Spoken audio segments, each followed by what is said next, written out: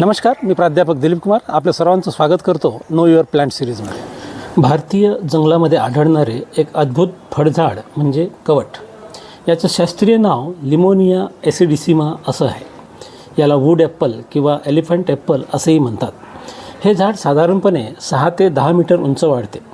खोडावर काटे असतात आणि पाने संयुक्त स्वरूपाची दिसतात। उन्हाळ्याच्या शेवटी झाडावर हिरवट फुले येतात आणि त्यानंतर गोलसर तपकिरी कठीण साल असलेली फळे तयार होतात।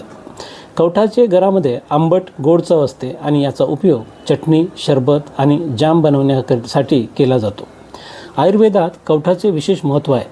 पचनसंस्थेच्या तक्रारीवर याचा उपयोग होतो। अपचन, बद्धकोष्ठता आणि आमांश यामध्ये हे औषधासारखे कार्य करते। कवठाचा गर आणि बियांचा मांसल भाग शरीराला थंडावा देतो व शक्तिवर्धक मानला जातो।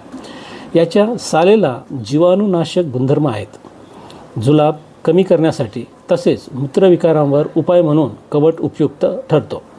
ग्रामीण भागामध्ये याची पाने तापात दिली जातात, तर मुळांपासून बनवलेले काढे त्वचाविकारावर वापरले जातात। कवठ हे झाड केवळ आरोग्यासाठीच नाही तर जैवविविधतेसाठी महत्त्वाचे आहे।